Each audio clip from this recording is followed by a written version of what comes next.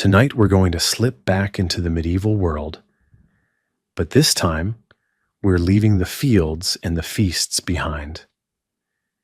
Instead, we'll wander into the quiet spaces of daily life, the wash basins and the rush-strewn floors, the cracked wooden combs and the cold streams where people scrubbed away the dust of hard days.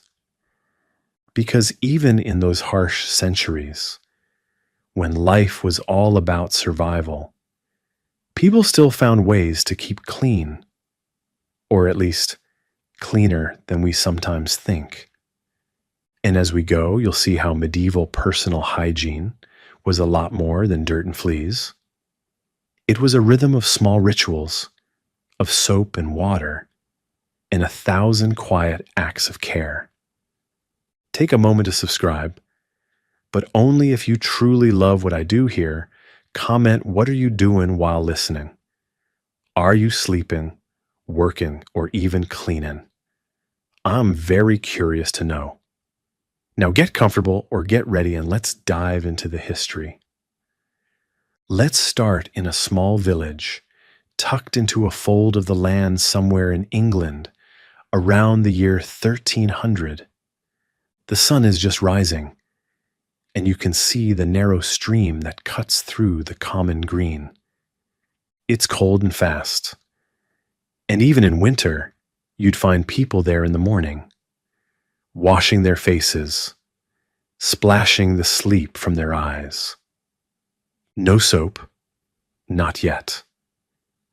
Just water, cold enough to make you gasp, and the habit of starting the day with a clear face and a sharp breath.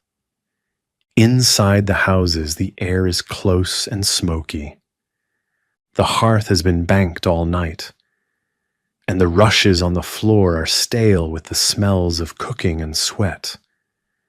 So you'd take up a broom made of bundled twigs and sweep out what you could. The dust and the scraps, the dried herbs that had been scattered to keep the air sweet. And then you'd wash your hands, not because you knew about germs, you didn't, but because it felt good and because your mother told you it was proper. A basin of water, sometimes with a sprig of rosemary or sage to make it smell clean. You'd cup the water in your hands, rub it over your face, your neck, the back of your ears. The soap you might have was harsh.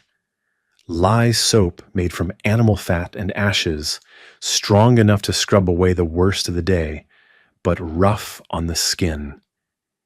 You'd use it sparingly because it was precious. Clothing, too, needed to be cleaned. Linen shirts and woolen tunics didn't get washed every day, far from it. Washing meant soaking them in a wooden tub with hot water, scrubbing them against a rough board, and then hanging them in the wind to dry. It was hard work, and most people only had a few sets of clothes to begin with. So you learned to brush the dust off, to air them in the sun, to mend the tears before they grew into holes. Hair was its own challenge. Combs were made of wood or bone, with wide teeth that could catch the worst of the tangles. You'd see women sitting in the doorways in the evening light, combing out their children's hair, patient and gentle.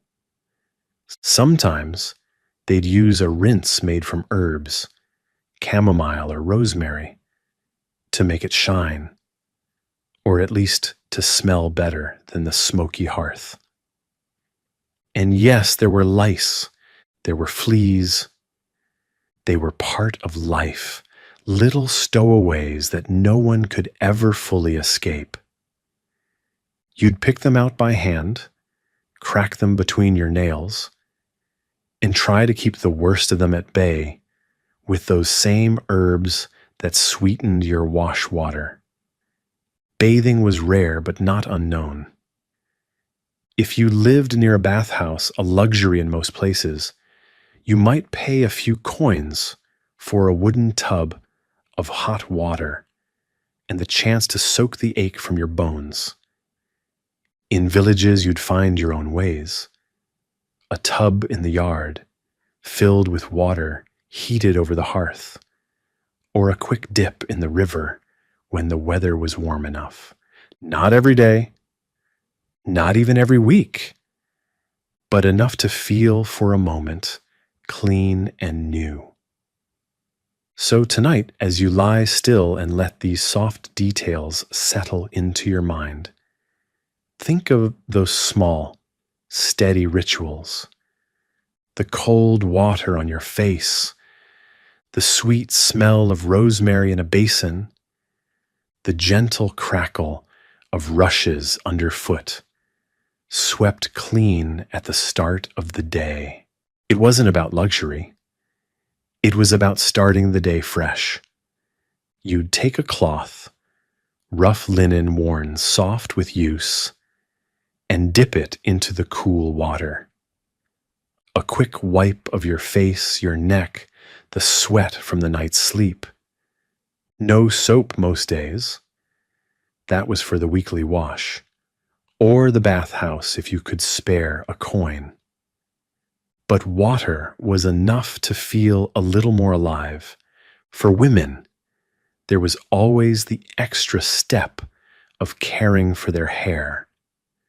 Braids wound tight to keep it neat, combed out every evening to pull away the day's dust. A comb was a precious thing, carved from bone or wood, passed down from mother to daughter. It was a small luxury, but it mattered. It meant something to take the time to pull each snarl free, to plait it smooth before bed. The children, too, learned these small habits early. A quick rinse of hands and face before the meal, the soft hush of their mother's voice reminding them, clean hands, clean heart. Even when water was cold enough to bite, you didn't skip it, because it wasn't just about looking clean. It was about feeling human in a world that asked so much of you. Inside the home, the hearth was always the warmest place, and the dirtiest. Rushes covered the floor, mixed with herbs like lavender and mint to keep the air sweet. Every few weeks, the old rushes would be swept away, fresh ones laid down, crackling underfoot like dry leaves. It was a small thing, but it made the room feel new. And it kept the smells of cooking and sweat from taking over completely. Clothes were brushed and beaten to drive out the dust, hung in the sun whenever there was a chance. The sun was as good a cleanser as any soap. It baked away the damp and left the fabric smelling of open air. Bathhouses were a blessing if you lived near one. Steam rising from wooden tubs, the sharp tang of soap and hot water. Men and women took turns. Some places had separate days, others had different rooms. It was a chance to soak the ache from your bones, to wash the dirt of the fields and the smoke of the hearth from your skin. And it was a chance to see neighbors in a different light, laughter and gossip rising with the steam. For those who couldn't pay for the bathhouse, there was always the river.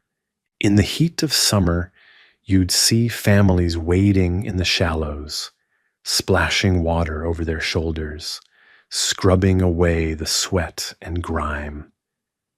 It wasn't fancy.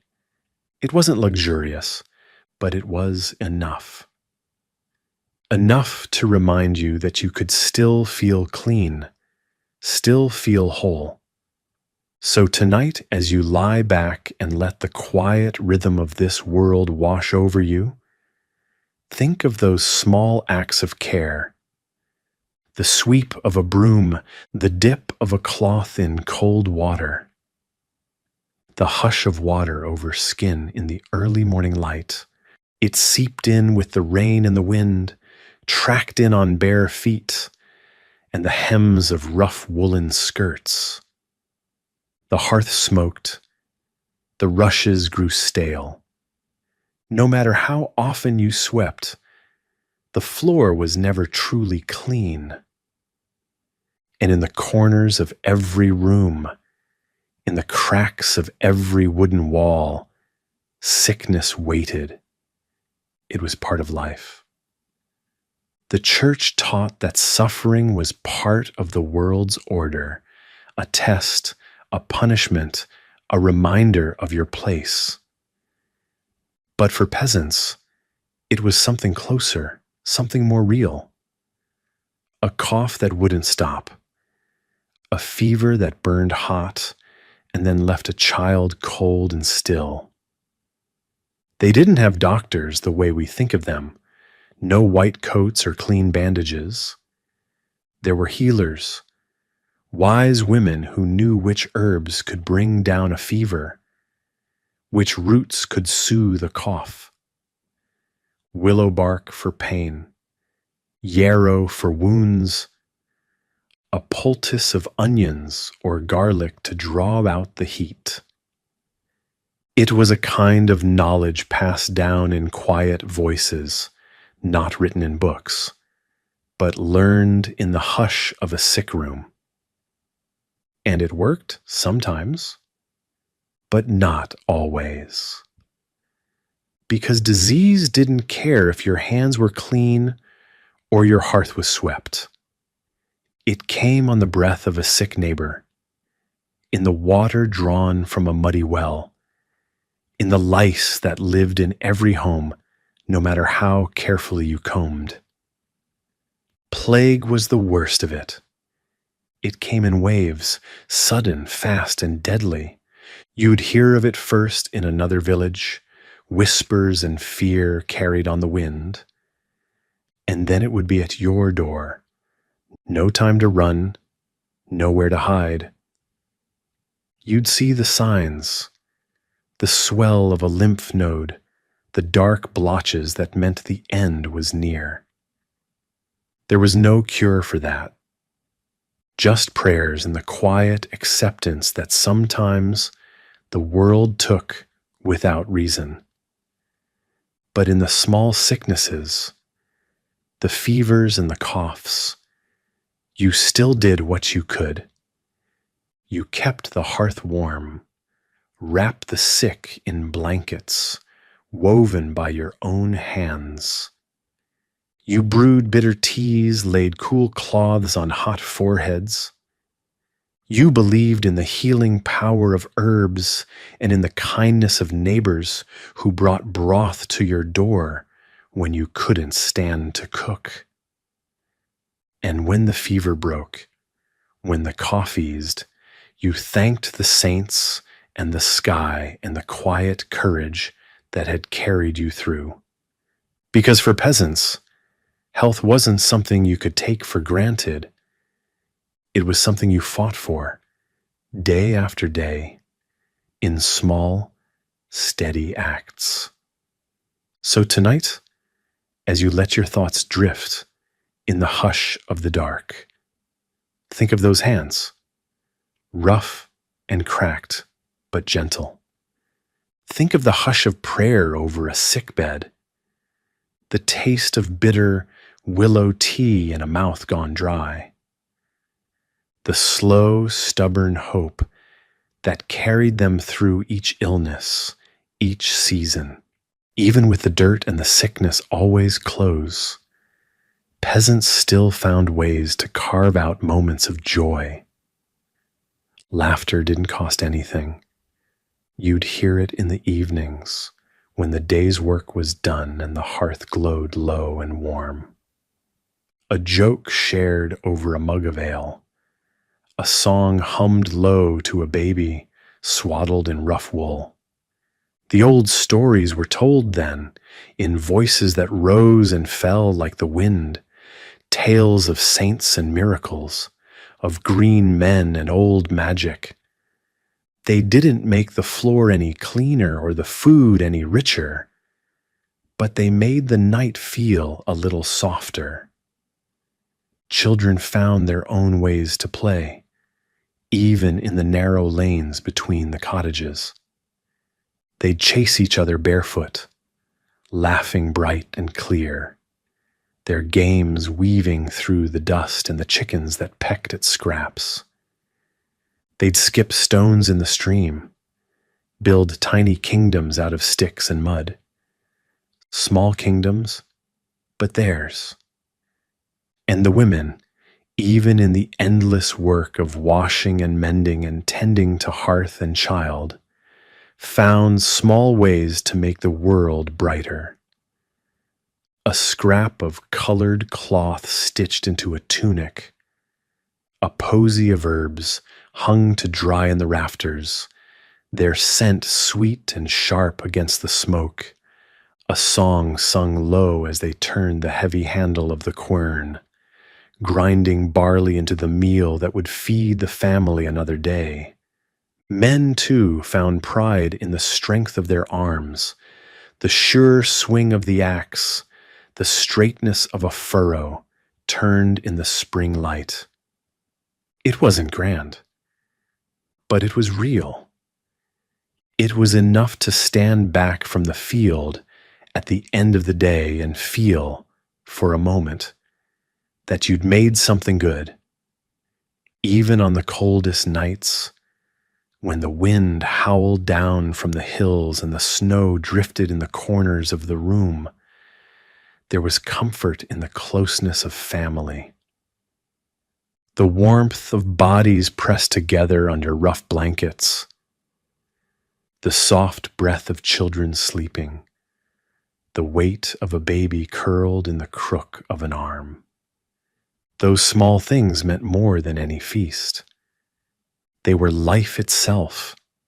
So tonight, as you let your eyes drift heavy and your breath slow, think of that quiet warmth, the crackle of a peat fire, the taste of fresh bread still warm from the oven, the hush of a song sung low and sweet in the dark. Because even in a world of dirt and sickness, there was always room for comfort, for small joys that lit the night like stars. The bathhouse was a kind of magic for peasants who could spare the coin, a small wooden building on the edge of the village or the edge of town, smoke curling from its roof in the winter cold. Inside, the air was heavy with steam. The sharp tang of soap, the sweet heat of water carried in bucket after bucket from the hearth's flame. It was simple, but it felt like something more. You'd step inside, and for a moment the weight of the fields and the sweat of the day fell away. The bathhouse keeper would stoke the fire, filling the wooden tubs until the water steamed in the low light. The room was close, your breath soft and warm in the heavy air. Men and women, bathed on different days, each with their own quiet rituals. You'd strip down, your skin goose-pimpled in the cool air, and step into the tub. The water was hot, hot enough to make you gasp, to make your shoulders sag with the sudden relief. You'd scrub yourself with a cloth rough as a winter blanket, or with a ball of soap made from lye and tallow. It smelled sharp and clean, so different from the smoky rushes of home. Your skin would sting, but it felt good, like sloughing off a season's worth of dust and sweat. Neighbors talked in low voices, steam rising around them like clouds. There was laughter, too, soft and easy, a kind of relief in sharing this rare comfort together. Some bathhouses had benches by the tub, places to sit and warm your bones, to share a cup of ale or a handful of gossip. For a little while, the world felt softer. The landlord's demands, the ache in your back, they didn't reach you here. You'd pour water over your shoulders, feel the heat sink deep into your skin, the sting of soap, the scratch of the rough cloth. It was a small, bright pain that felt like care. You'd step out pink-skinned and warm, your hair damp and the air cool on your neck, your clothes brushed clean and smelling of the hearth, felt almost new against your skin. For that brief moment you could imagine yourself lighter, freer, and when you stepped back into the cold night, the stars overhead seemed brighter. The earth felt sharper under your feet, but you walked home with your head high, because you knew the bathhouse wouldn't last. The dust and the sweat would find you again soon enough. But for tonight you were clean. You were new. So as you settle in the hush of your own room tonight, think of that steam, the hush of water against wood, the simple, soft joy of a body washed clean. Outside the bathhouse, in the day-to-day of peasant life, there were other quiet rituals of care. They didn't have shelves of sweet-smelling lotions or drawers of silver combs, but they had what they could make and what they could find. For hair, there was always the comb. Simple, carved from bone or wood, its teeth worn smooth with years of patient use. You'd see mothers combing out their children's hair by the hearth in the low light of evening. A gentle tug, a soft word, the rhythm of care that said, "I see you, I love you." Sometimes they'd steep herbs in warm water, rosemary or chamomile, mint or sage.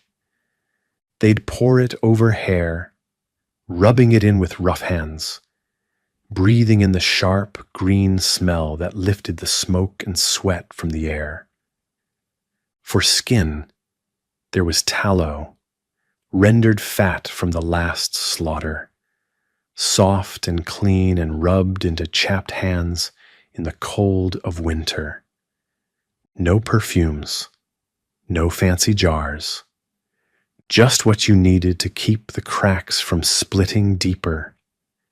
Teeth were cleaned with twigs, chewed to soft fibers, scrubbed against each tooth until the ache of grit and bread crust was gone. You'd see children in the fields, chewing willow twigs or birch, the bright scent of sap fresh on their breath. Willow bark wasn't just for cleaning. It was medicine too. You'd steep it in hot water, sip it to ease a headache or the ache of too many days in the fields. There were salves and simples for every scrape and burn, honey to draw out the heat, vinegar to wash a wound, a poultice of crushed herbs tied in a scrap of linen to soothe a swelling. Nothing wasted, nothing too small to matter. Even nails were kept clean with the tip of a knife, dirt scraped out in quiet moments by the fire. Because no matter how rough your life, there was still pride in the little things. In hair plaited neat, in hands scrubbed clean even when the fields were muddy, in teeth that didn't ache so badly you couldn't bite down on the hard crust of bread come winter. These were the small ways peasants held on to dignity. The quiet knowledge that you might not have much, but you still had your body, and it was worth tending, worth the time it took to care. So tonight, as you lie back and let the hush of the day settle over you, think of those small acts of care, the bright scent of mint in warm water, the gentle scratch of a comb through hair, the soft hush of a mother's song, low and patient in the dark. No matter how carefully you scrubbed, no matter how warm the hearth or how bright the summer sun, sickness always found its way in. It was part of the rhythm of medieval life, a cough that wouldn't go away, a fever that burned and then went silent, a wound that turned dark and hot instead of healing. There were no doctors for the peasant, no bright halls of healing or rows of clean sheets. There were wise women and midwives, old men who'd learned what they could from long years of watching the sick get better or slip away. They had their simples: willow bark for pain, sage for the stomach, garlic to ward off the bad air that everyone believed carried disease. They'd boil vinegar and herbs to wash wounds, tie linen scraps soaked in wine around a swollen limb. There was no understanding of germs, no sense of what caused the fevers that swept through the village like fire. But there was care, a mother's hand on a hot forehead, a neighbor who came with a bowl of broth when the family was too weak to cook, a father's broad hand smoothing a child's hair back from damp skin, whispering prayers to saints and to the quiet dark of the room. The church was there too. Priests came with words of comfort, holy water and blessings that smelled of wax and incense. They believed, as everyone did, that sickness was a trial, a test of faith, and that in the next life there would be warmth and light for all. But for the peasant, the hope was simpler: to see the fever break, to watch a child's eyes open clear and bright after days of darkness, to feel a loved one's hand grow steady again in the night. When the worst came, there were rites, the slow toll of the bell, the hush of the church. The earth turned fresh and soft for the last time. Neighbors stood close around the grave, heads bowed, the weight of the world pressing down on tired shoulders. And then they went home, because the fields still needed sowing, the children still needed feeding, because even death couldn't stop the living from needing to live. So tonight, as you let the hush of these words settle over you, think of those hands, cracked and work-worn, but always gentle in the face of pain. Think of the quiet prayers, the small comforts, the stubborn hope that life would keep going, even when the world outside was harsh and the landlord's steward waited to count every sheaf.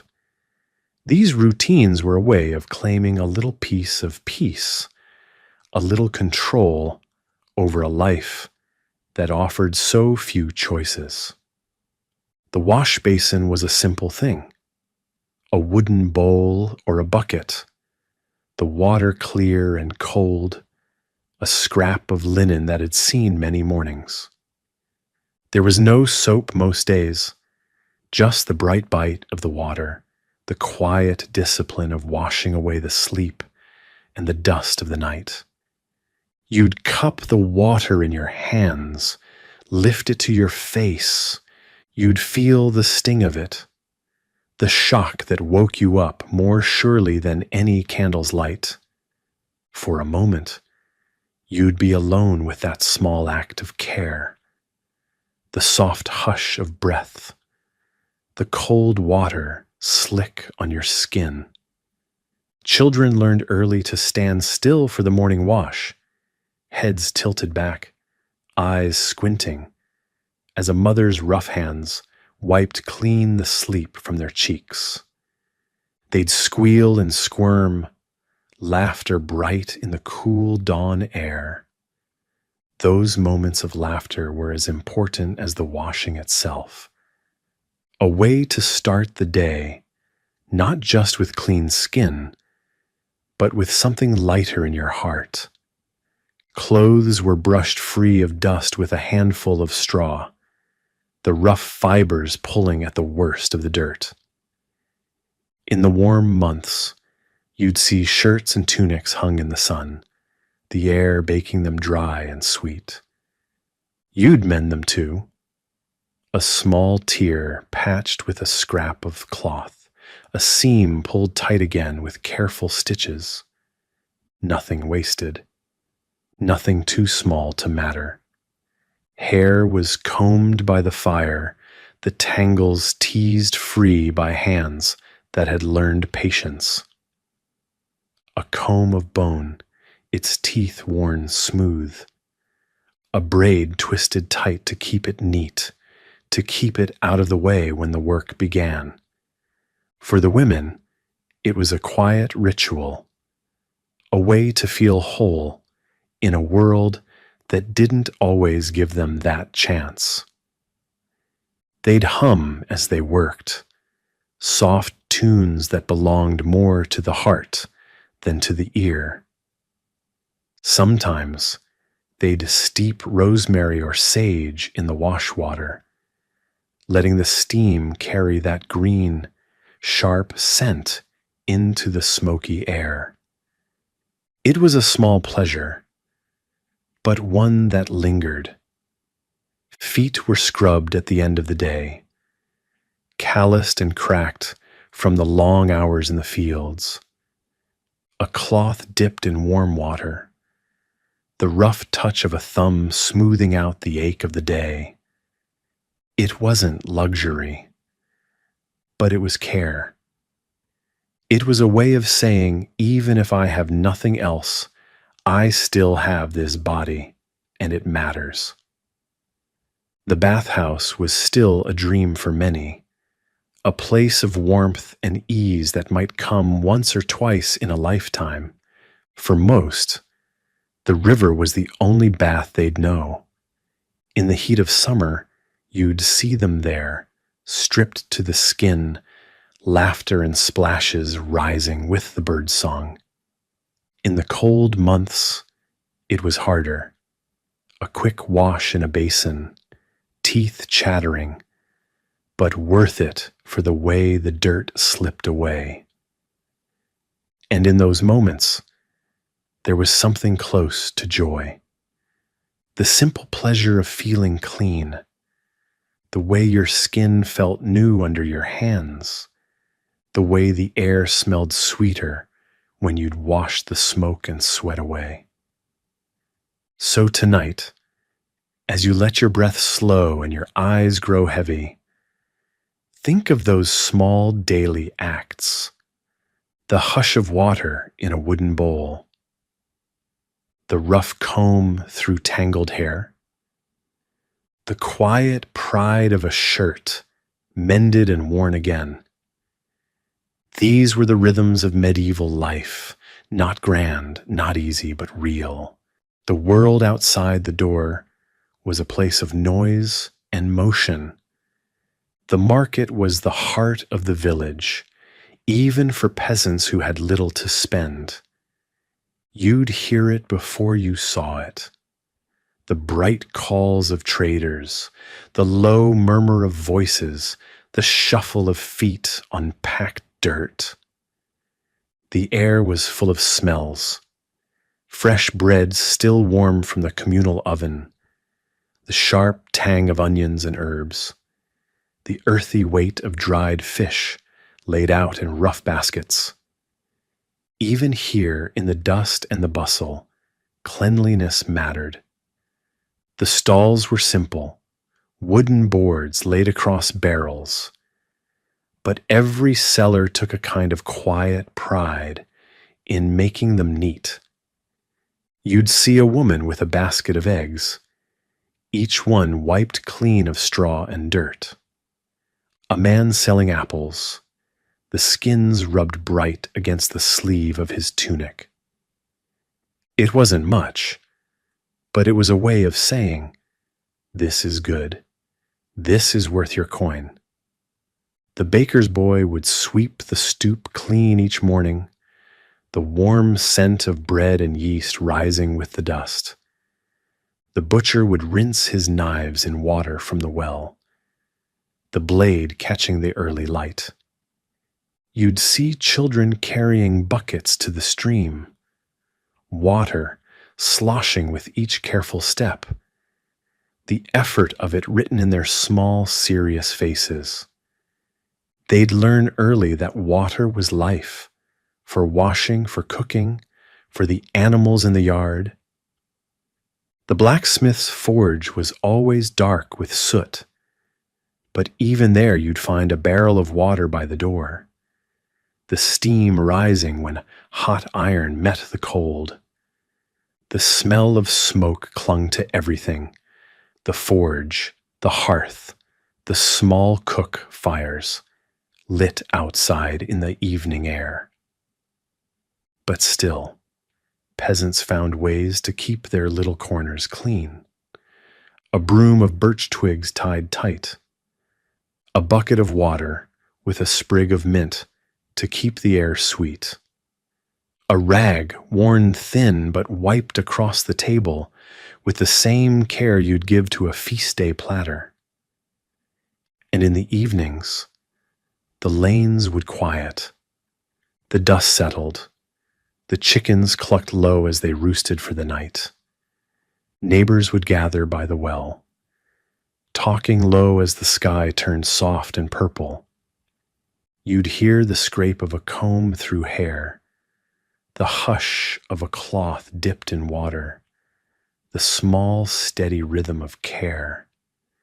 Because even if the world was hard, even if the landlord's men waited to take their share, these small acts made the world feel a little kinder. They were a way of claiming a piece of it as your own, a way of saying, here in this moment, I have made something good. So tonight, as you lie still and let your breath even out, think of those quiet lanes, the hush of water in a wooden bucket, the low song of a mother washing her child's hair, the flicker of a candle in a window, the small bright light of a life lived with care. The kitchen was never just a room. It was the heart of the home, the place where warmth and smell and sound all came together in the glow of the hearth. For peasants, the kitchen was often no more than a corner of the single room where everyone ate and slept. But it was still where life felt most alive. The fire was always burning, banked low overnight, woken at dawn with careful hands. The first breath of warmth on your face in the chill of morning, it was a promise that the day had begun, that there was work to do and food to find. The pots were simple, battered from years of use. A heavy iron cauldron for the pottage that simmered low and slow all day. A wooden spoon worn smooth by 1,000 stirrings. There was no choice in the menu, just what you had, what the season gave, what you could hold back from the landlord's share. But even in that narrow range, there was a kind of quiet art, a bit of salt to coax the sweetness from the carrots, a handful of herbs, crushed between your fingers, their green scent bright against the dark, smoky air. The bread was coarse, baked in the communal oven or on a flat stone near the fire. You'd tear it with your hands, dip it in the pottage, eat it slow. The crust was hard, the crumb dense, but it was filling. It was enough to carry you through the hours in the fields. The children learned to help early. A small hand reaching for the turnip to peel. A child's laugh bright in the hush of the morning. They'd sit on the packed earth floor, their eyes wide with the magic of the hearth, the way the fire caught in the copper pot, the way the steam rose in soft clouds. Cleaning was part of the rhythm too.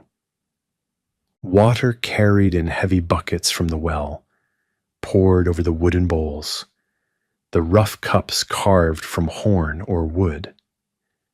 A cloth wiped across the table, the dirt swept out with a broom of birch or willow.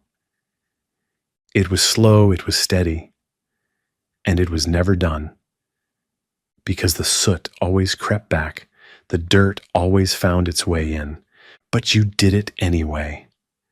Because in a world that was so often out of your hands, there was comfort in these small, certain tasks. In the sweep of a broom, in the hush of water poured from a clay jug, in the glow of the fire as the sky turned dark outside the door. Even in the leanest seasons, there was a kind of pride in keeping the hearth warm, in serving a meal that might not be grand, but was yours. So tonight, as you let your thoughts wander soft and slow, think of that hearth fire, the hush of breath in a warm kitchen, the rough scratch of a wooden spoon on an iron pot, the simple, honest work of making something from almost nothing. Behind every peasant's home, there was a patch of earth that was more than just a garden. It was a promise. A quiet rebellion against the hunger that knocked on every door when winter pressed close. You'd see them in the first light of dawn, rows of green, small and humble, but bright against the brown dirt. Leeks and onions, their white roots tangled deep in the cool soil. Cabbages with leaves broad and curling, tight as a child's fist. A few beans climbing rough poles, their tendrils reaching up with the stubborn hope that even the smallest seed could feed a family. These gardens were tended with the same care you gave to your children. Hands in the earth, turning it soft and dark, breaking clods with the heel of a palm. A wooden spade for the rows. A basket slung over your arm for the harvest. The work was never done. Weeds sprang up overnight, green and sharp, stealing the strength from the soil. But you bent your back and pulled them up, row by careful row, because every weed gone was another handful of peas in the pot, another meal that meant one more day of warmth and strength. In the corners you'd find small patches of herbs, thyme and sage, sweet mint for tea and for the smell of summer in the smoky air. They weren't just flavor, they were medicine too. Leaves crushed between your fingers to ease a cough, steeped in water to calm a belly that had known too many days of thin broth. Children learned early which plants were good, which ones would fill the pot, and which ones would heal a cut or ease a fever. Their small hands reaching out to pluck the bright green leaves, their laughter soft in the morning air. Sometimes you'd plant flowers too, not for eating but for beauty. A row of marigolds, bright against the gray walls, a handful of violets tucked near the door. Because even in the hardest times, there was comfort in color, a reminder that the world could be gentle too. And in the evenings, when the sun dipped low and the shadows stretched long across the earth, you'd stand in the doorway and look at what you'd made.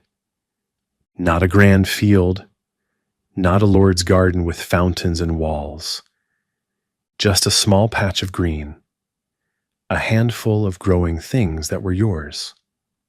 So tonight, as you settle deeper under your blankets, let yourself feel the hush of that garden, the soft earth under your nails, the bright smell of mint crushed between your fingers, the quiet pride of knowing that even the smallest seed, tended with care, could grow into something that kept your family safe. The woods were always there, just beyond the hedges and the fields. A dark line of trees that marked the edge of what was safe and what belonged to the world. For peasants, the woods were both fear and comfort. A place where you could find what the fields could not give, mushrooms and berries, wild greens that pushed up through the leaf litter like small green promises. You learned early what was safe. Your grandmother's voice in your ear, low and patient. This mushroom, white and clean, good for the pot. That one, bright and red, deadly in a way that left no time for prayers. In the cool hush under the trees, the world felt older. The air was thick with the smell of damp earth and moss. Your feet sank soft into the leaf mold, and every step felt like a secret. You'd bring a basket, woven from willow or hazel, your fingers careful and sure. Blackberries in late summer, staining your fingertips dark.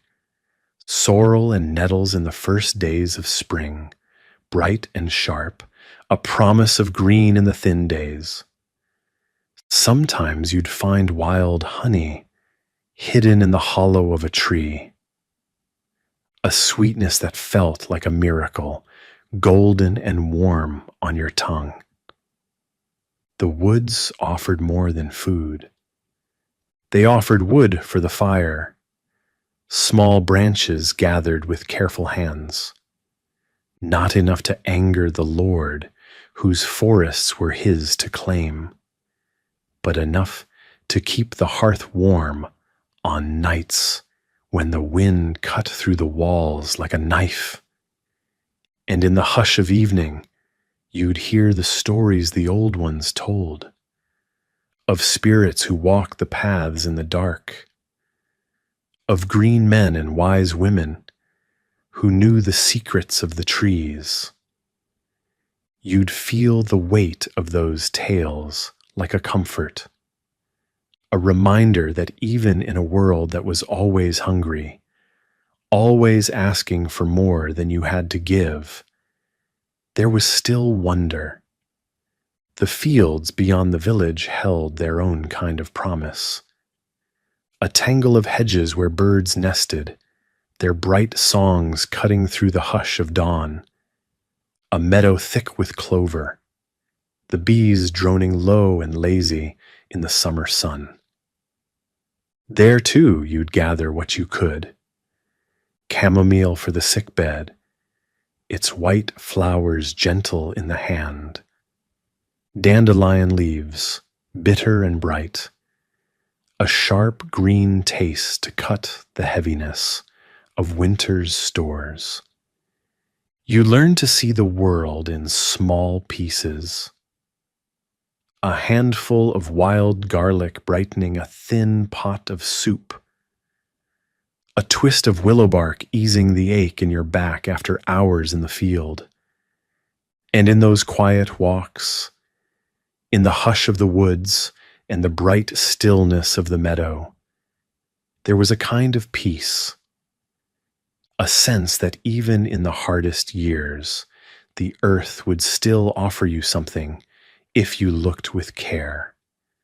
So tonight, as you let the soft darkness of sleep settle over you, think of that quiet world, the hush of leaves underfoot, the bright scent of wild garlic crushed between your fingers, the quiet promise of small green things that fed you in more ways than one.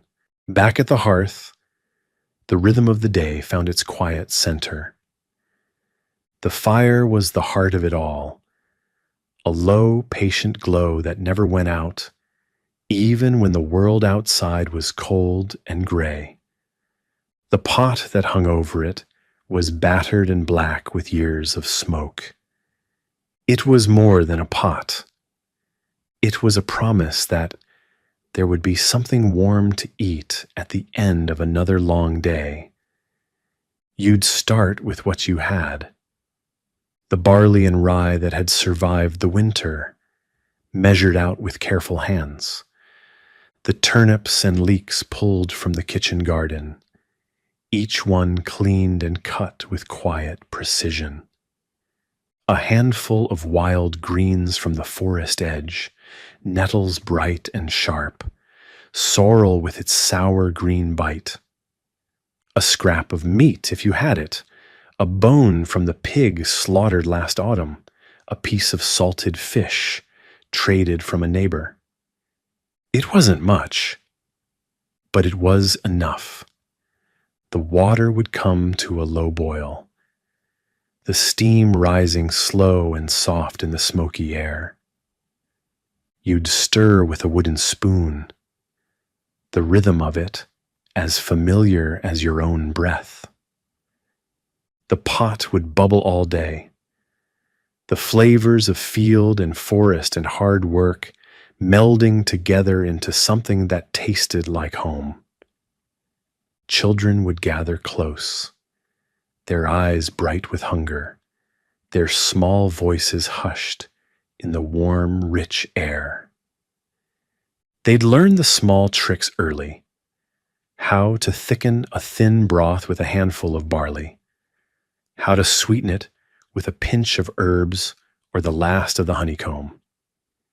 It was a lesson in patience, in waiting for the pot to bubble and thicken, for the smell to fill the room and ease the tightness in your belly. The bread, too, was part of that quiet magic. Dough mixed with rough flour, kneaded on the wooden board until your arms ached. A round loaf baked in the communal oven, its crust dark and hard, its crumb dense and filling. You'd tear it with your hands, dip it into the pottage, let it soak up the warmth that was life itself. And when the meal was done, there was still the quiet work of cleaning. The pot scrubbed out with sand and water, the hearth swept clean of ashes and the soft white drift of flour. You'd hang the spoons on their pegs, wipe down the table with a cloth worn thin as a child's smile. Because even in the smallest things, in the careful sweep of a cloth, in the hush of water poured slow and steady, there was comfort, a sense that you were holding back the cold and the dark, one small act at a time. And when the last coals glowed low, and the children slept in their rough blankets, you'd sit for a moment in the quiet, the hush of the night outside, the warm smell of soup still clinging to the air, the small, soft breath of your family sleeping close. So tonight, as you close your eyes and let your thoughts drift gentle, think of that pot, the slow bubble of barley and nettles, the steady hand of a mother stirring in the hush of dusk, the taste of warm bread torn in rough pieces, shared without question, the small acts of care that turned what little you had into something that held the cold at bay. The market was where the village's heartbeat sounded loudest. It was a place of noise and color, the clatter of carts over packed earth, the bright calls of traders offering up what they had to share. For peasants who spent their days bent over the soil, it was a chance to stand a little taller, a chance to show what your hands had made, the eggs still warm from the hen, the small wheels of cheese wrapped in cloth, the basket of beans picked at dawn when the dew was still on the leaves. You'd see neighbors greet each other with soft smiles, voices low and easy in the dusty light. A handful of dried herbs swapped for a measure of grain. A small joke shared with the woman selling honey, her face bright and kind in the morning sun. Even the smallest trade was a kind of triumph, a way of saying, "This is mine. I grew it, I made it, I carried it here to offer to the world." The baker's stall was always busy. The warm scent of fresh bread cutting through the chill of early light, the crusts golden and rough, the smell of yeast and heat, like a promise that the day would be good.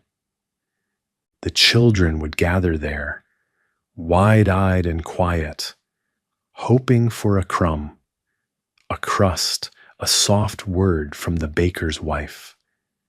They learned early that kindness was a kind of currency too, a smile, a careful please that might earn them a bite of something sweet.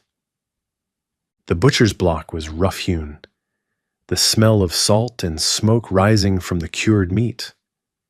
He worked with quick hands, the knife flashing in the low light, his voice deep as he weighed out a piece of fatback or a haunch of salted pork. For most peasants, meat was a rare thing, a bit of luxury to save for the feast days and the long nights when the cold pressed close. But even if you couldn't afford it, you'd stop and watch. The smell of it a sharp comfort that lingered on your tongue. The market was more than trade. It was where news passed. Quiet words about who was ill, who had a new calf, who had seen a strange face at the edge of the woods. It was where songs were sung, bright and rough, the fiddler's bow scraping out a tune that lifted the tired feet of those who had walked miles to be there. You'd see the young ones dance hair loose, feet quick in the dust. Their laughter rose like birdsong, a bright thread of joy in the worn air. And when the sun dipped low and the market stalls were packed away, there was a hush that settled over the lanes. You'd walk home with your basket a little lighter, your heart a little easier. Because even if the landlord's steward waited to count every egg, even if the cold was just around the corner, there was still this day of voices and color, of small trades and soft smiles. A reminder that even in the hardest years, there was still a place for laughter, still a place for the bright, busy hum of life lived together.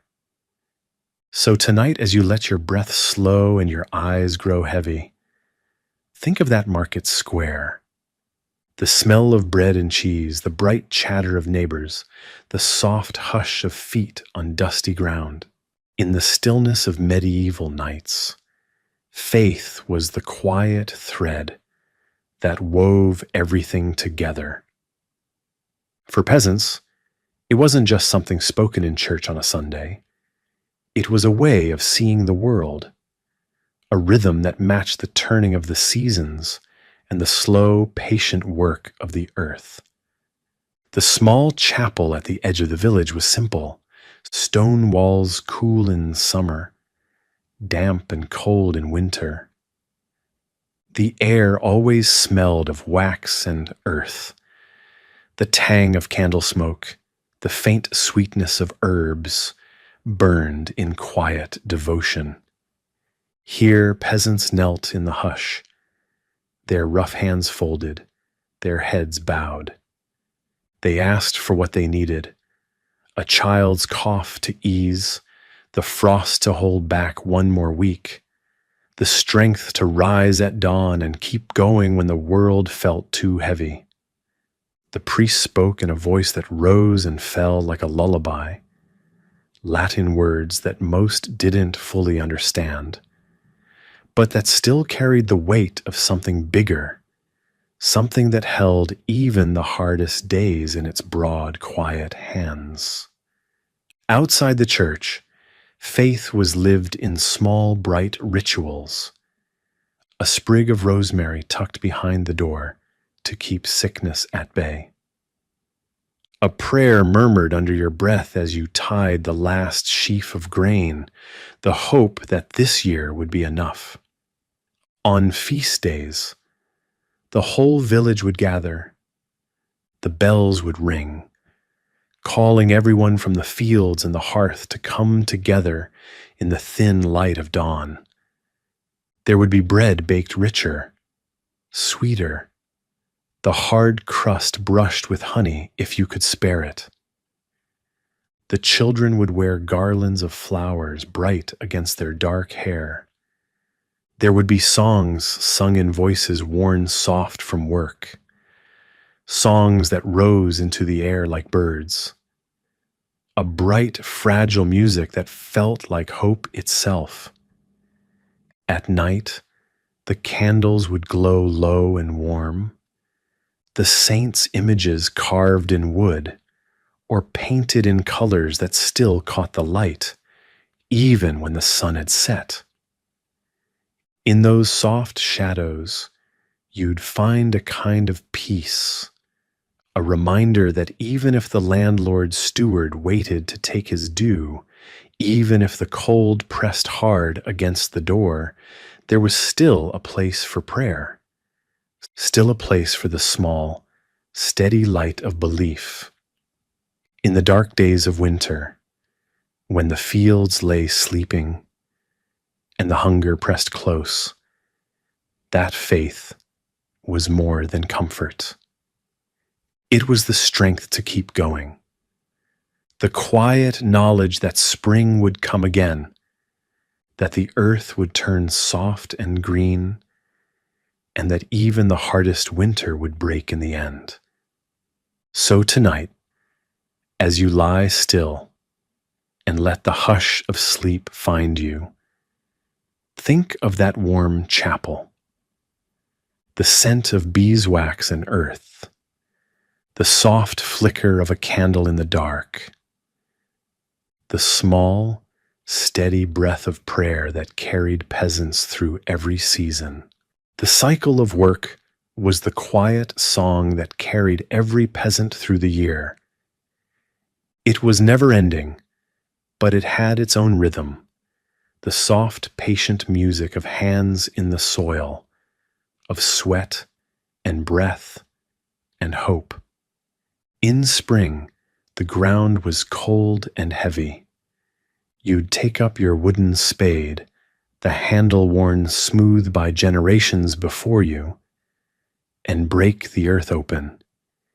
Each row you turned was a promise. The careful line of barley, the small green shoots of peas and beans. You'd plant in the hush of dawn, your breath white in the morning air, and trust that the earth would remember what you asked of it. Summer was a time of long days and aching backs. The sun rose early, hot and sharp, and every hour belonged to the fields.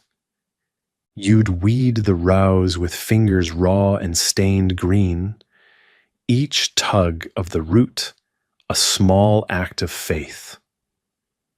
The children would help, small hands quick and careful, laughter bright in the dusty air.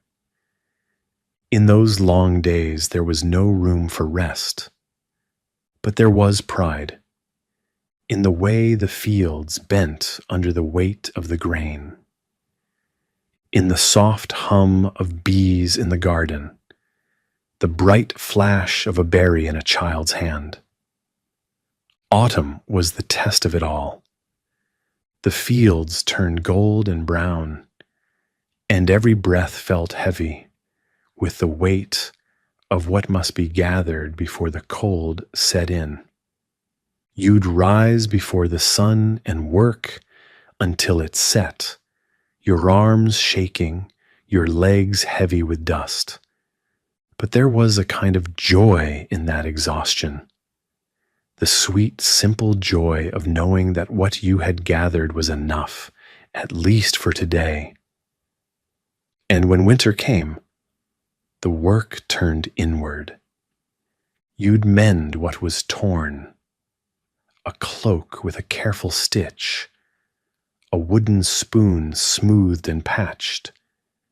You'd patch the thatch of the roof, your hands numb with the cold, the sharp smell of smoke and frost in the air. Even then, there was no rest in idleness. The animals needed feeding, the fire needed tending. The smallest tasks, a basket woven, a pot scrubbed clean, were acts of defiance against the cold and the dark. Because for peasants, work was never just about survival. It was a way of holding the world together, one quiet moment at a time. The hush of a hand in the earth, the slow, steady scrape of a scythe in the grain, the soft, patient pride of knowing that no matter how hard the landlord pressed, no matter how cold the winter wind, you had given everything you had. So tonight, as you let the hush of sleep settle over you, think of those strong, patient hands, the soft breath of a child asleep by the hearth, the low, warm glow of the fire in the dark. The feasts and festivals were the bright lanterns in the long dark of the year. For peasants, they were more than just a day of rest. They were a breath of something sweet and rare, a chance to remember that life could be more than work and want. You'd feel it in the air before dawn. The hush of the fields held a promise. The bells of the church would ring out, bright and clear in the morning light, calling everyone to gather. Children would be the first to wake, their eyes wide with the magic of it. They'd run barefoot through the cold dew, their laughter a bright, sweet sound that carried far beyond the hedges. The women would bake early, their hands quick and sure. The bread was richer on feast days, the crust brushed with honey if you had it, the crumb softer, the smell warm and sweet as it rose from the oven. You'd see the men at the edge of the green, voices low as they shared a cup of ale, their shoulders easier for once, their eyes bright in the slant of morning sun. The whole village would come together, banners of rough cloth, bright with the colors of the saints, Garlands of wild flowers strung across doorways, their green scent fresh and sweet. And at the center of it all, the table, long and low, rough wood scrubbed clean, spread with everything the village could spare. A goose roasted on the spit, its fat crackling, the smell of it sharp and rich in the cool air. Pottage thick with barley and root vegetables, sweetened with the last of the honey. Cheese cut in careful wedges, hard and sharp, shared in small bites that tasted of patience and pride. The children would dance first, feet light in the dust, their bright voices weaving in and out of the fiddler's tune. The music was rough but strong, a song that carried the weight of 1,000 years of harvests and hungers and hopes. You'd see old men tap their feet, hands clapping in time, their faces creased with smiles that still held a trace of the boy they'd once been. And for a little while, the weight of the year fell away. No landlord's tally, no steward's cold eye. Just the warmth of bodies pressed close in laughter, the bright, clear taste of ale on your tongue, the soft weight of a child leaning sleep-heavy against your knee. Even the night felt different on feast days. The stars seemed closer, the moon a soft, bright coin in the dark. The fire burned low and patient, its glow bright in the hush of the village. You'd sit close with those you loved, the soft crackle of the hearth like a lullaby. Because these moments were more than just a break from work. They were a way of saying, we are here. We have survived another year. We have each other, and that is enough. So tonight, as you let the soft hush of sleep find you, think of that table. The bread still warm from the oven. The low hum of a song shared by many voices. The quiet pride of a life lived close to the earth, brightened by small joys that shone like lanterns in the dark. The day after a feast always felt softer. The music still hummed in your bones, the laughter echoing in the hush of the dawn. But the world didn't wait. The fields still called, the animals still needed tending. So you rose, slow and quiet, your head heavy but your heart easier. The bread from the feast was cold now, the crust hard, but it tasted sweeter for the memory of the day before. You'd eat in the hush of the hearth, the soft light of dawn slipping in through the cracks of the shutter. The children still slept, curled close in the warmth of their blankets. Their hair smelled of smoke and flowers, their dreams soft with the echoes of song. Outside, the earth waited, the rows of barley that bent low with the promise of harvest. The kitchen garden, green and small, each leaf another chance to keep hunger at bay. Your hands found their old rhythm again, the slow pull of weeds, the careful turn of the soil. The ache in your back was a comfort, a quiet reminder that you were alive and working, that you still had a place in the slow, patient dance of the seasons. The women worked by the hearth, the hush of water in the wooden bowl, the quiet scratch of the broom on the dirt floor. Each small act was a prayer, not spoken but felt, a way of saying, "This is my home. This is my life. I will make it clean. I will make it whole." In the evenings, the hush of the village settled close again, the children's laughter softer now, the music of the feast a memory that warmed the dark. You'd sit by the fire, the smell of peat smoke and sweet herbs thick in the air. The bread was simple again, the broth thin. But it was enough, because in the quiet days after the feast, there was a kind of peace, a sense that life didn't need to be grand to be good, that the small acts, a bowl of warm soup, a clean hearth, a child's hair braided neat, were what made the world turn. So tonight, as you let your breath slow and your thoughts drift gentle, think of those quiet days, the hush of a broom on the floor, the soft weight of a child's hand in yours, the warmth of the hearth, steady and patient in the dark.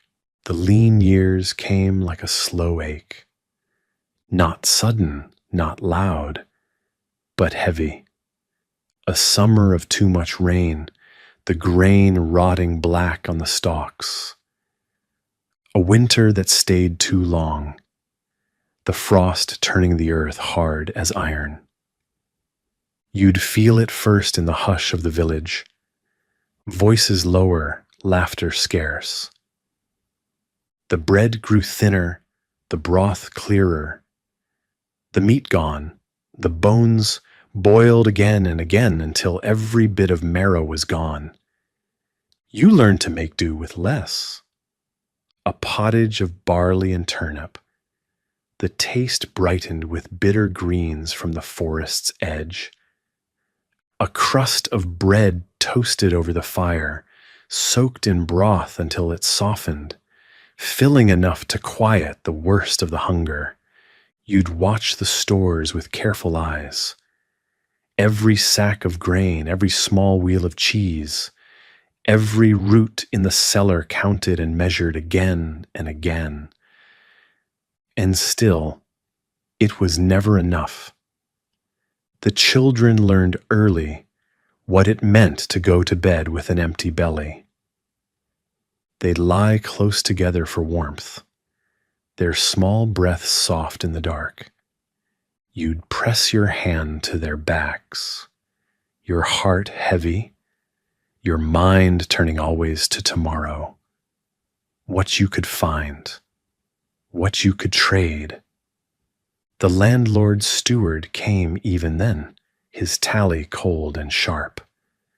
The best of what you had was taken, and you gave it because you had no choice, because to refuse was to risk everything. So you turned to the woods, nettles and sorrel in spring, bitter and bright. Mushrooms in the damp hush under the trees, their caps small and pale in the shadow. A rabbit caught in a snare, a handful of berries bright as blood in the green. The forest was danger, but it was hope too. A place where you could find what the fields couldn't give. A place where the world still remembered how to be kind, even in small ways. And in the hush of night, by the low glow of the hearth, you'd find comfort in the smallest things. A child's laughter, bright and sudden in the dark. A neighbor's quiet knock at the door. A handful of dried herbs, a cup of warm broth shared because they knew what it was to be hungry too. Because in the hardest years, kindness was the only coin that mattered. It couldn't fill your belly, but it could keep your spirit alive. So tonight, as you let the hush of these words wrap around you, think of that quiet strength, the steady breath of the forest, the soft hush of a mother's voice in the dark, the stubborn hope that even the leanest years would pass, that the earth would remember how to give, that the world would remember how to be gentle. In the hardest years, it was the smallest acts that mattered most. A pot of broth that simmered slow on the hearth, filling the air with warmth, and the hush of something gentle. A mother's hand brushing a child's hair back from their forehead, the touch soft and sure, a promise that even when the world was harsh, there was still kindness to be found. You'd see it in the way a neighbor shared a crust of bread, torn in half without hesitation, the rough crust soft in the broth you dipped it in, or in the way the old men sat by the fire in the long nights, their voices low as they told stories of summers past, of fields green and gold, of harvests that had fed the whole village. The children would listen with wide eyes, their small bodies pressed close to the fire's glow, their dreams bright with the promise of those green fields. The hearth was the heart of it all. The glow of the coals, the quiet crackle of the fire, the rough pot black with years of smoke, the wooden spoon worn smooth by 1,000 careful stirrings. There was comfort in the slow work of it, in the way the barley softened in the broth, the way the herbs scented the air. A kind of quiet magic that turned the smallest scraps into something warm enough to keep the cold at bay. The walls were thin, the wind sharp. But in the hush of the night, wrapped in rough blankets, there was a kind of peace, the soft breath of those you loved, the hush of your own heartbeat steady and slow. The world outside might be hard, but here, in this small, bright circle of warmth, there was enough to sleep, enough to rise again when the dawn came. Because that was what peasants knew better than anyone, that life wasn't measured in grand gestures. It was measured in the small, stubborn acts of care that carried you from one breath to the next. A child's hair combed smooth in the morning light, a pot of soup shared with a neighbor, a song hummed low in the hush of dusk. These were the bright threads that wove their days together, a quiet promise that even when the world turned cold, there would still be warmth to find. So tonight, as you lie still and let your breath slow, think of those small acts. The hush of water in a wooden bowl, the soft crackle of the hearth in the dark, the quiet pride of hands that worked and cared and hoped, no matter how hard the world turned. Because in the end, that was how peasants survived. Not with grand gestures or bright banners, but with the small, gentle acts that turned every day into a kind of quiet triumph. Thank you for letting me share this long, slow journey with you, and we'll meet on the next one.